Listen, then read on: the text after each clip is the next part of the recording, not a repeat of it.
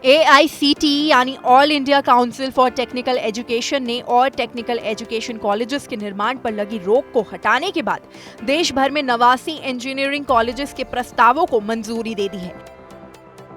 जानकारी है कि पहली बार AICTE ने VLSI सेमीकंडक्टर डिजाइन के अलावा लॉजिस्टिक्स और एडवांस्ड कम्युनिकेशन टेक्नोलॉजी में UG कोर्सेज शुरू करने के लिए 80 अन्य संस्थानों को भी मंजूरी दे दी है।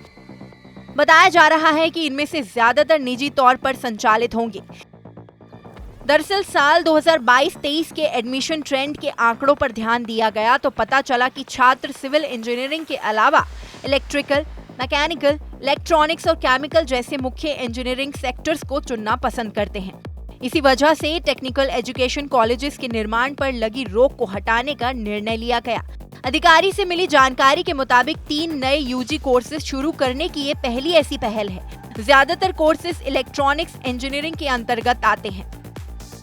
जानकारी है कि इसी साल फरवरी में 2 ऐसे पाठ्यक्रमों को लाने की घोषणा सरकार की ओर से की गई थी। अब कॉलेजेस इन मुख्य इलेक्ट्रॉनिक्स विषयों में डिग्री देंगे। दरअसल सरकार देश में बड़े पैमाने पर सेमीकंडक्टर इंडस्ट्री को बढ़ावा देने पर जोर दे रही है।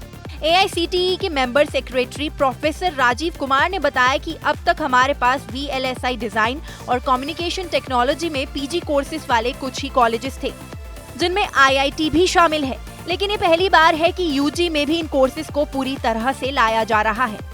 राजीव कुमार ने ये भी बताया कि ministry of electronics and information technology की मदद से AICTE ने इन पाठ्यक्रमों को तैयार किया है। उन्होंने ये भी बताया कि इस इंडस्ट्री के पेशेवर और IIT के एक्सपर्ट्स इन कॉलेजेस में पढ़ाने के लिए लेक्चरर्स को ट्रेनिंग देंगे।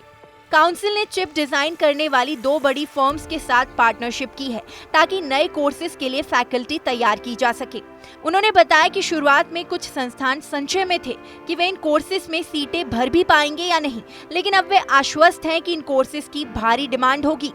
गौरतलब है कि साल 2021 में केंद्र सरकार की ओर से अगले 10 वर्षों में 85,000 सेमीकंडक्टर प्रोफेशनल्स को तैयार करने के लिए सेमिकॉन इंडिया प्रोग्राम शुरू किया गया था, जिनमें खासतौर से 3 प्रमुख क्षेत्रों पर ध्यान देने की बात की गई थी, जिनमें PM गति शक्ति लॉजिस्टिक्स के अलावा सेमीकंडक्टर, VLSI और 5G जैसे एडवांस्ड कम्युनिकेशन का विकास शामिल है।